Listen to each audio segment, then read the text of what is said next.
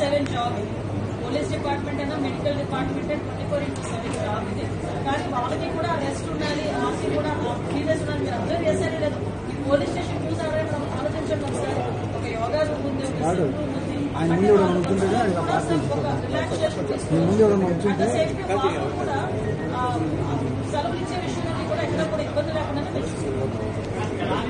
చట్టాన్ని కంట్రోల్ చేయాల్సిన పోలీసు. చట్టాన్ని పోలీసు చేతిలోకి తీసుకోవడం విషయం ఏంటంటే ఒకటండి, నాకు అర్థం కాదు ఏంటంటే తప్పు చేసిన రోజు పొలం ఏంటి మనకి అదొక్కటి చెప్పండి. మాకు గాంజా బ్యాచ్ కూడా డిపార్ట్మెంట్ అతను ప్రెస్ నోట్ కూడా రిలీజ్ చేశారు రీసెంట్గా. అసలు వాళ్ళ మీద ఎన్ని రౌడీ షీట్స్ అసలు తెనాల్లోని నాకే తీసుకోవడం సోషల్ రెస్పాన్సిబిలిటీ విలేకరులుగా మీకు కూడా ఒకసారి తెనాల్లో వాళ్ళ తాలూకా నేచర్ ఏంటి, వాళ్ళ తాలూకా బ్యాక్గ్రౌండ్ ఏంటి అనేది ఒకసారి చెక్ చేయండి.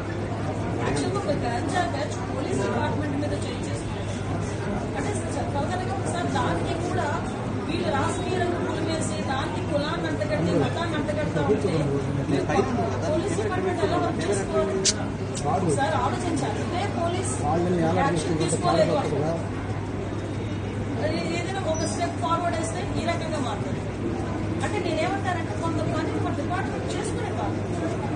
అలాగే నేను అమాయకులు ఎవరిని కూడా మీరు పెడుతున్నాను. నేను ఒకటే మాట్లాడుతానంటే ఎక్సీఎం ఈయన జగన్మోహన్ రెడ్డి ఏదేదో మాట్లాడతారు, మీరు ఏదో పెడుతున్నారు, రేపు కూడా వస్తారు అంటున్నారు. నేను డైరెక్ట్ క్వశ్చన్ అండి, డాక్టర్ సుధాకర్ అనే వ్యక్తి మాస్క్ కలిగిన పాపానికి నడి నోటి మీద రెక్కలు విడిచి చుక్కా ఇప్పి కొట్టిన సందర్భం మర్చిపోయారు. మరి ఆ రోజు ఎందుకు మాట్లాడాలంటే జగన్మోహన్ రెడ్డి ఆ రోజు అయితే భావస్వచ్ఛాలు రక్కున్నారు.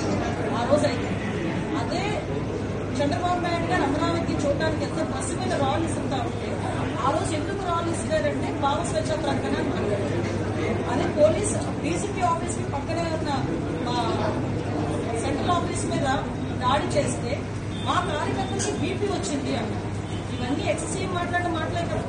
ఈరోజు అదే వరప్రసాద్ అని మన రాజమండ్రిలో వరప్రసాద్ అని ఇసుక మాఫియా గురించి మాట్లాడితే పోలీస్ స్టేషన్ లో కూర్చుని శిరోమండనం చేస్తే మరి ఆ రోజు ఎందుకు మాట్లాడలేదు? దళిత నాయకులు ఆ రోజు దళితులు ఎందుకు శిరోమండనం చేశారు అని చెప్పి ఆ రోజు ఎందుకు మాట్లాడలేదు? ఆ రోజు ఎందుకు వరప్రసాద్ ఇంటికి వెళ్ళి పలకరించలేదు? ఆ రోజు ఎందుకు డాక్టర్ సుధాకర్ ఇంటికి వెళ్ళి పలకరించలేదు? ఆ రోజు ఎందుకు ప్రవీణ్ ఇంటికి వెళ్ళి పలకరించలేదు?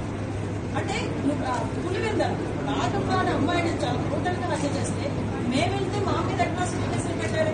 మరి పులివెందుల నియోజకవర్గంలో నాగమ్మ ఇంటికి ఎందుకు ఆ రోజు జగన్మోహన్ రెడ్డి ఈ రోజు రాజకీయ లబ్ధి గురించి కులాలని మతాలని రెచ్చగొట్టడానికి మాత్రమే ఈరోజు తప్పు చేసిన వాళ్ళ ఇంటికి అదేవిధంగా గాంజాయి బ్యాచ్ వాళ్ళ ఇంటికి వెళ్తున్నాడంటే అతని బ్యాక్గ్రౌండ్ ఏంటో మనం కూడా ఆలోచించుకోవాలి, ప్రజలు కూడా ఓకే. ఎందుకంటే నేను మాట్లాడుతున్నాను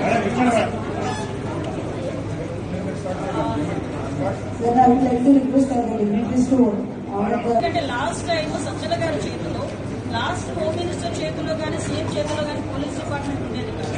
సజ్జల గారి చేతిలో ఆ రోజు పరదాలు కట్టుకొని మా టీడీపీ వాళ్ళందరినీ కూడా హౌస్ అరెస్ట్ చేసుకుని ఆ రోజు కార్యదర్శుల పోలీస్ డిపార్ట్మెంట్ ని ఈ సంవత్సరం కాలంగా మా డీసీపీ గారు, మా సిపిలు, మా ఎస్పీలు ఆఖరికి హోమ్ గార్డు వరకు కూడా అక్కడ స్థాయి నుంచి ఈ స్థాయి వరకు కూడా అందరూ వ్యవస్థని ఈరోజు కంట్రోల్ తెచ్చుకొని గవర్నమెంట్ సక్రమంగా చేసుకుంటారు. అది ప్రజలు కూడా గమనించారు.